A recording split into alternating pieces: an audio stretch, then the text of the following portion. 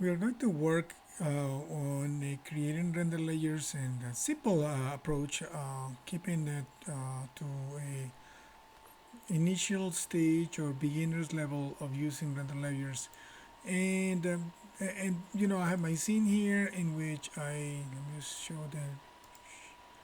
the scene just to clarify. I have my image plane back there. I have my creature sitting on that ground plane. The ground plane has a shadow matte layer shader. I have a light directional light casting shadow on the character, and I have a sky dome that provides lighting information. And if I look through my camera, which is connected to the image plane, I see that my character is posed exactly on that ground plane. So when I render it, it looks something like this. Oh, not like that, like this, so that you can think of him being in the space. You know, the pose kind of interacting with humans that are in the background and everything, just making it a bit more interesting. Um, so in order to create render layers here, we are going to think of what are the renders that we're gonna be doing. So we're gonna be rendering out of this file the characters separate from the background. The background will be used or composited independently.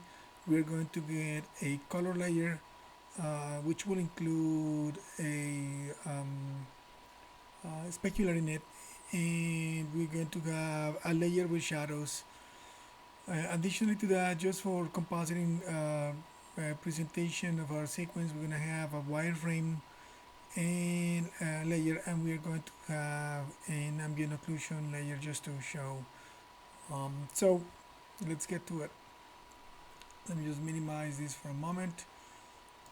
And the render layers window can be called through this little icon here. And you can also look for them here on their Windows render editors render setup.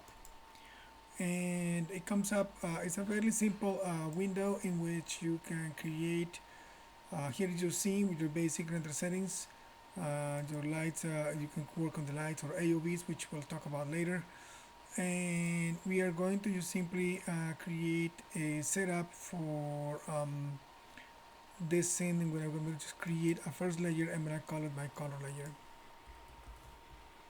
And this color layer is going to contain all the color information in my scene. But in order to do that, I need to um, bring into this color layer all the assets that will represent the color, which means the character, the lights, and the ground plane if we need to. Let's see if that's the case. But before we do that, we need to actually create in the layer a collection. A collection is kind of the container. So I'm going to say color collection, and in that container I'm going to put all my assets. So all my asset means my creature, so I'm going to add my creature to it, and I'm going to add uh, the lights, the direction light, and the sky dome.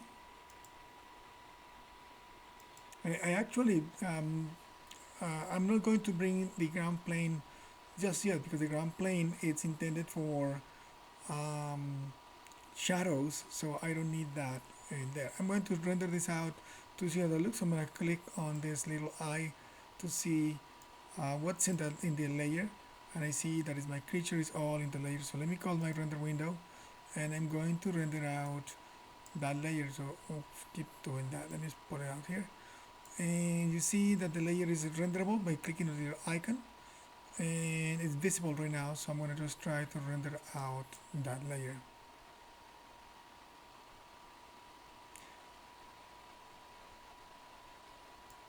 So here is rendering that layer right now. There is no ground plane. The image plane continues to show up in the render layer, which I do not want. I don't need the image plane, or meaning the background photograph, because that one is going to be composited separately.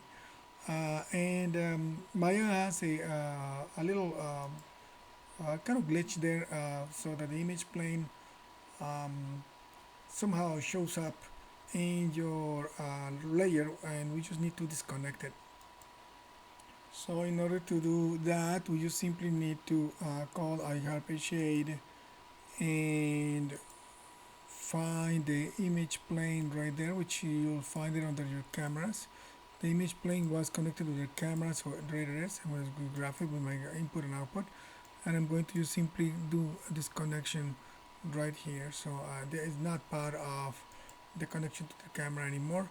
Let me stop rendering here and see if I can just submit the render. I gotta close my window, make sure that it's here, turn down again, and call my window one more time and render it out.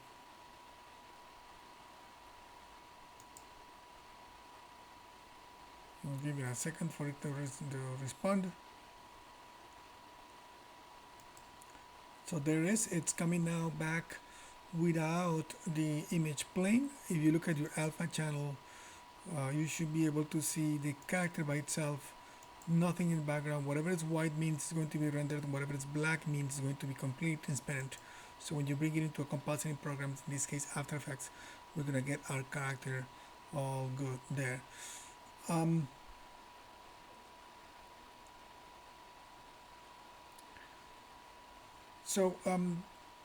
We will need to, addition to this, create a layer for the shadow. So we have a shadow on the ground separately.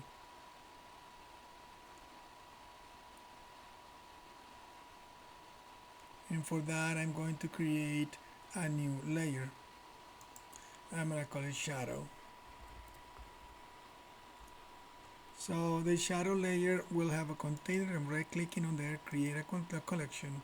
I'm going to call it shadow collection. And for that, let me go back to make the master layer visible. It's rendering right, so let me just try to escape that. See if I can stop it rendering. There we go. Let me go to the master layer right there. I'm going to minimize this for a moment, and I'm going to select the object that I want to be in that container, which means are the creature again.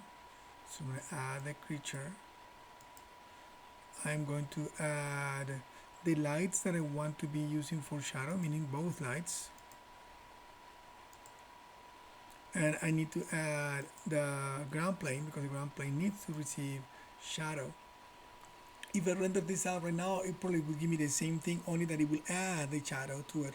But I just don't want that. I want just to get only the shadows from this scene.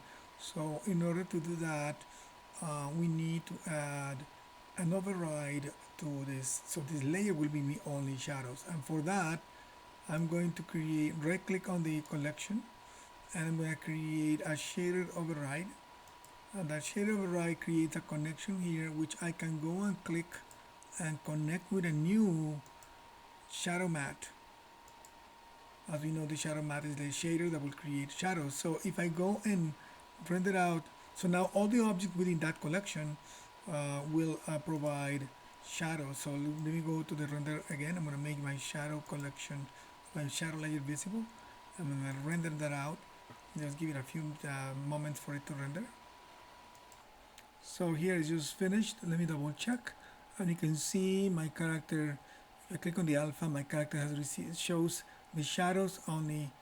That of course it's completely black because the shadows are black, but whatever is white is going to reflect the darkness. Whatever is black will be nothing, meaning there will be anything in it. So that means I can bring in this into a compositing program and put it on top of another one.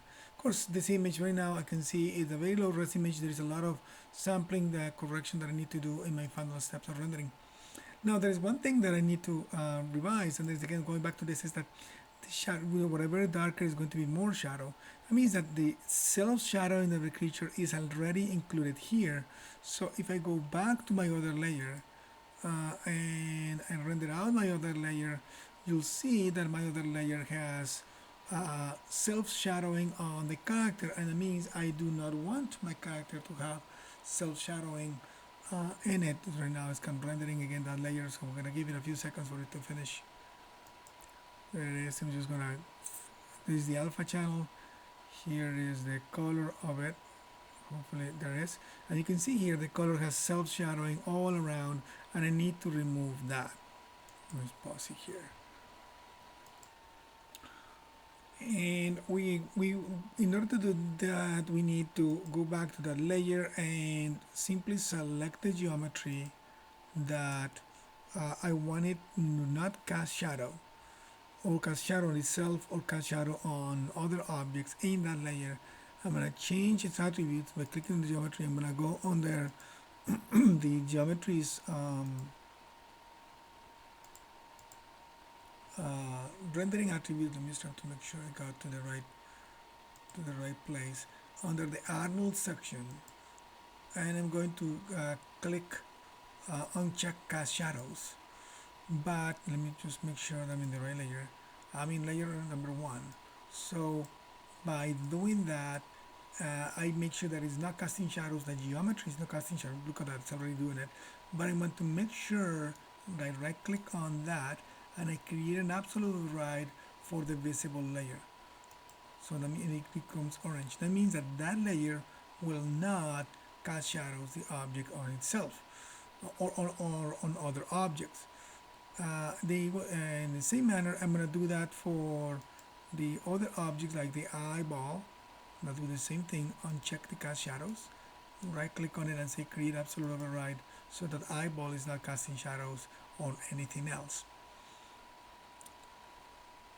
At the same time, it's already rendering it out without any shadows. You can see that the character lost all the shadows it had. At the same time, I need to go to the shadow layer and verify that everything is casting shadows in that layer. You see that now I have the eyeball selected. The eyeball is unchecked. So I need to check it and right click on it and create an absolute override for the specific layer, so that for that layer there is an override to turn it on. For the color layers there is an override to turn it off. Let me do the same thing for the body. Take cast shadows, right click on it and create an absolute override. It needs to do the override, otherwise it won't work. It will not be able to remember that. So I have, you see the overrides start appearing right there in the layer. So I can go back and make sure that in my shadow layer, I'm going to render it out quickly there.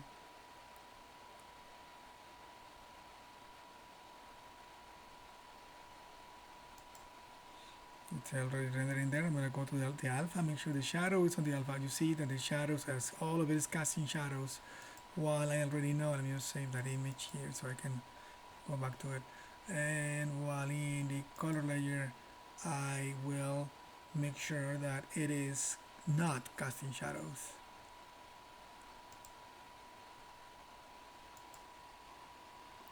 So you see that there is no shadows being cast on the creature. This is coloring painted coming from the Mudbox texture. Alright, so I got those two taken care of. Now I'm going to do the two additional layers that are made for my compositing sequence, not really important for the actual final rendering of it. Pretty much with those two layers plus the background, my creature will be all okay. I could do this specular too, but we're gonna keep it simple for now. I'm going to add then another layer, and this layer I'm gonna call it the wireframe. And then I'm going to create a collection for that. I'm going to call it wireframe collection. And same thing, I'm going to add to it my character. Let me just minimize this here just to make sure that I have my creature added to that. And I'm also going to add the ground plane. I want the ground plane to show up. So here is my ground plane. Let me go back to that collection and add the ground plane to that collection, so that when I render it out, I can render and see it. But right now, this is wireframe is empty. There are no shaders attached to it. So I'm going to attach to it a shader override, and that shader override, I'm going to go and click on the checkbox there and go to the shaders and find one that is the AI wireframe, which is a shader that will give me wireframe render of that. So let me go and test it out. Let me see if I call it back up here. make sure that I am on their wireframe layer. I want to render it out right there.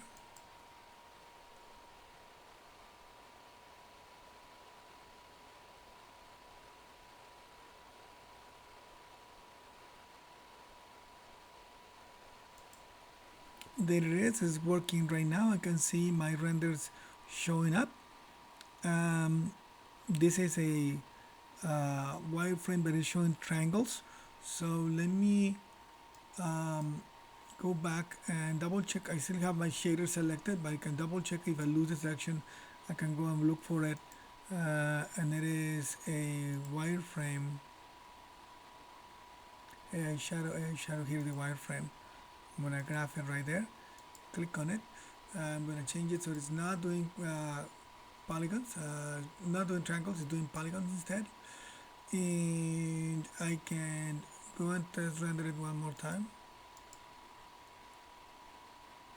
There is the eye squares. The body has it, only that they are very tiny. The geometry is very heavy, so it's showing a very tight distance, or not no separation at all between those lines. One of the reasons for that is because the character is being rendered at high res, so that is making it look a lot tighter. The other reason is because it is rendering my displacement, and when we did displacement, we made the object subdivide so that it gets so tiny so that can render out all those rocky looking images. So actually need to create for that layer an override in which I turn off the displacement. If you remember, displacement is under the subdivision section, and I can just say go down here, and I gotta right click on it and create an absolute override for the visual layer. That way the displacement is turned over. Right away you see my geometry showing up a lot more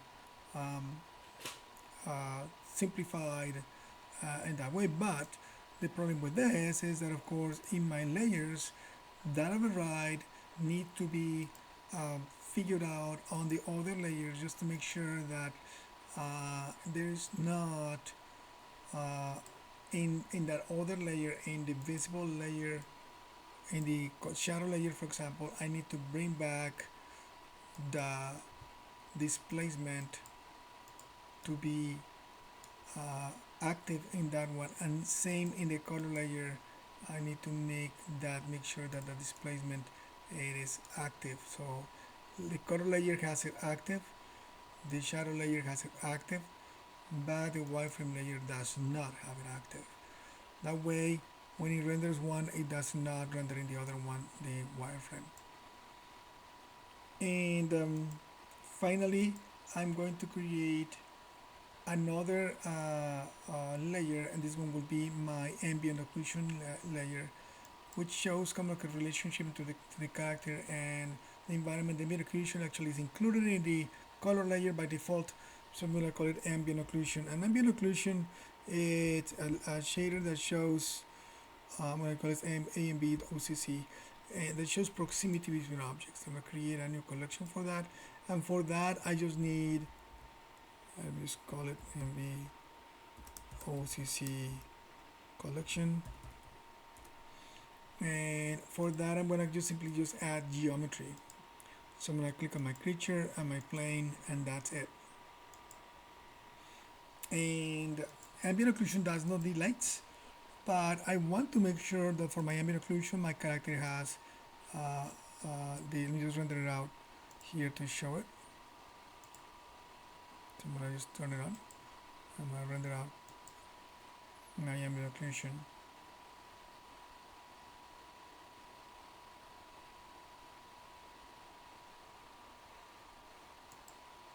And I'm getting the color because, of course, I have not connected the ambient occlusion shader to it.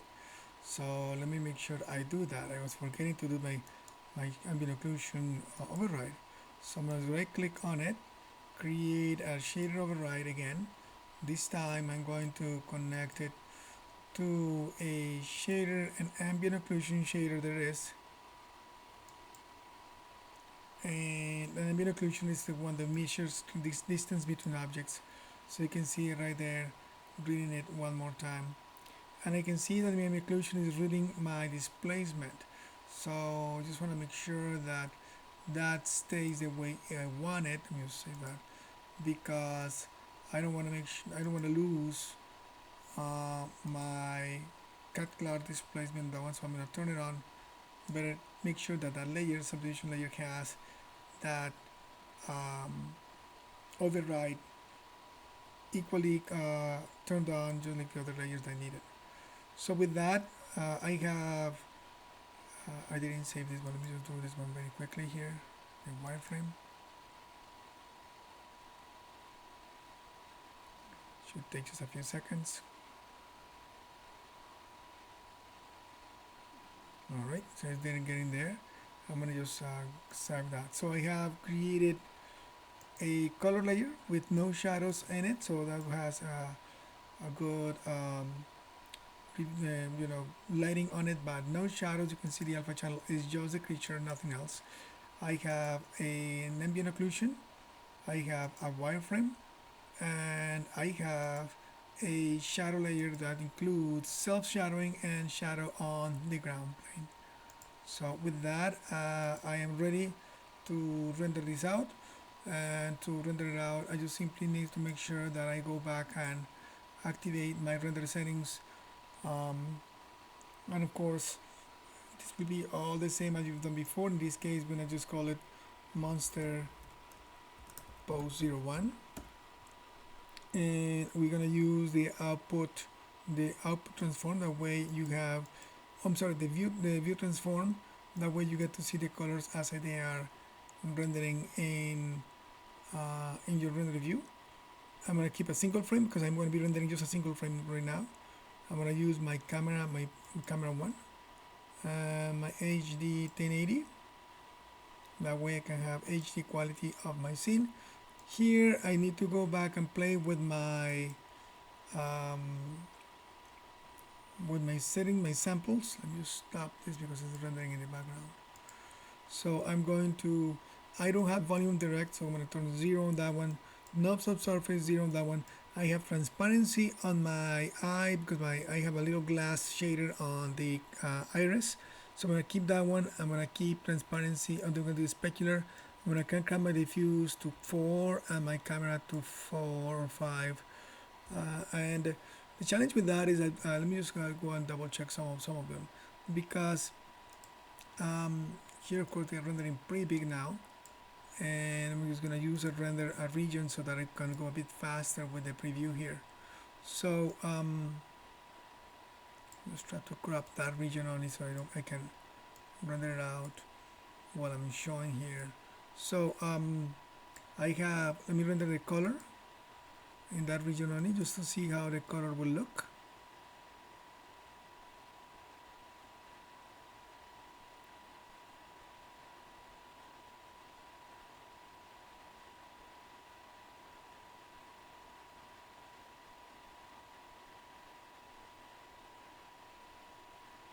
There it is, and I'm looking at the actual size of the rendering, so it's looking okay. It's not too bad.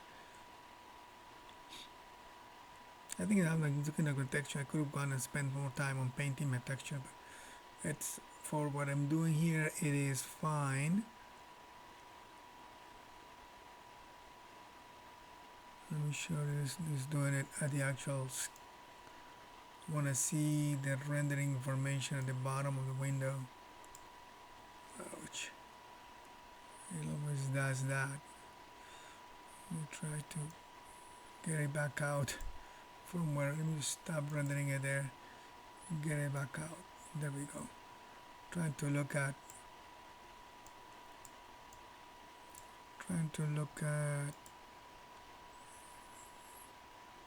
rendering one more time. Try to look at the information here so I know how long it takes to render, and it looks okay. Apparently at 5 and 4, 5 works for the camera, the definition, and diffuse for shadows. So those two are the main ones. Specular with 2 would be okay for me. You can see good sampling of that. There is some little noise here on my specularity, but it's because it's not finished rendering just yet. Alright, it finished rendering and it's okay. There's a little bit of sampling on the specularity that I think it could improve, but I'm going to leave it like that.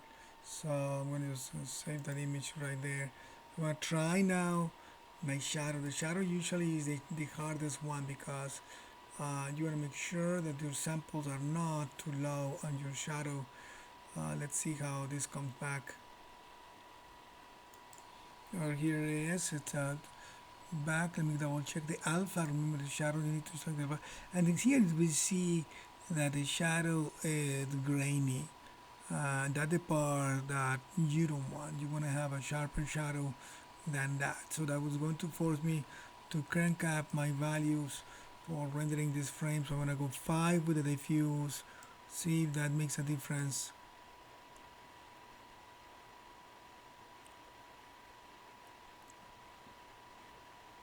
And I'm going to go 6 with the camera, see if that helps. And it's starting to improve. I cannot lower the other ones because that would be too much. I'll try 6 and 6.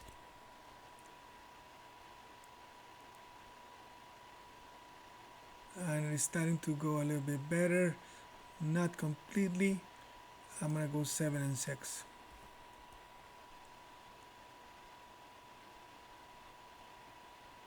So 7 improved some, so I'm gonna leave it with 7 and 6 for now. It's very high. That will slow down my render, but I'm rendering just still images in this case, so it's not that crucial. That one is the hardest one actually. Wireframe, if I render out my wireframe should be all okay with that sampling. Of course, the color will benefit with me cranking up those values.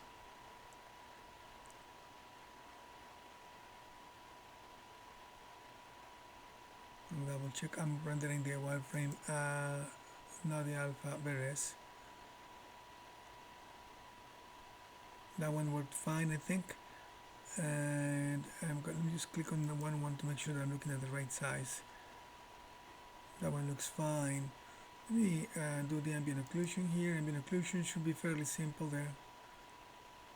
And I'm gonna go back at the shadow actually within this actual frame because I was looking at it a bit smaller, so that might be a little bit deceiving.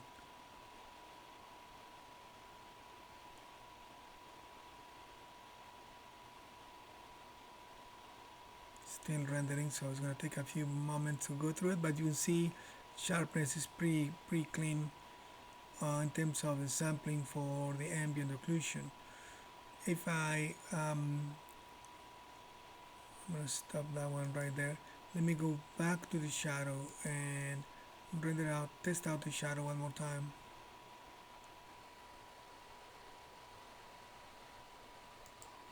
So it is rendering right now. Let me go through.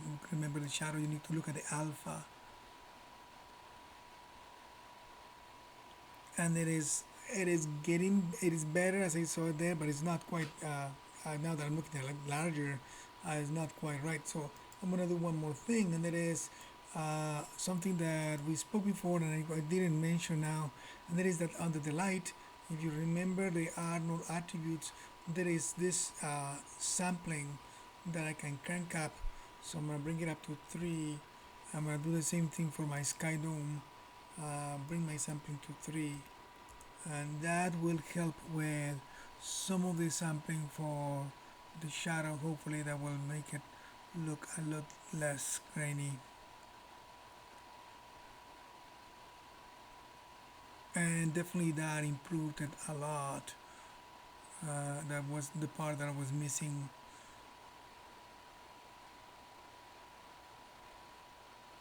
So the numbers are not always the same.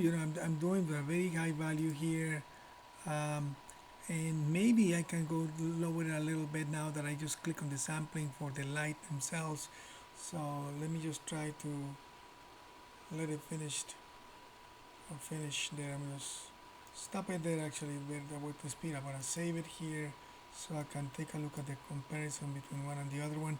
I'm gonna crank it back to or maybe bring it down to 6 and 5 to see if I can maintain the same level of quality with lower sampling values.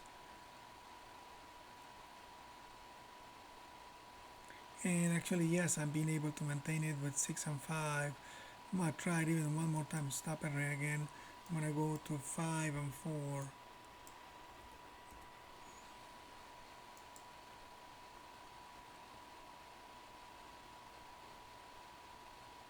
And 5 and 4 are doing an okay there. You can start seeing a little bit of the noise there, but not too bad actually, 5 and 4.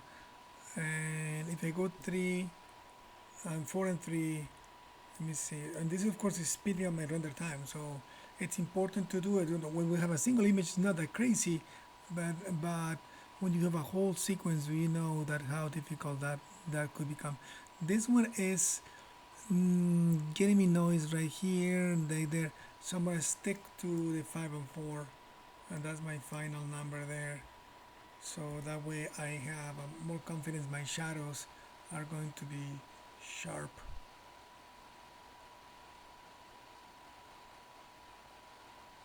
All right, so definitely I am getting a good shadow layer there, and I'm ready to submit my render to go on.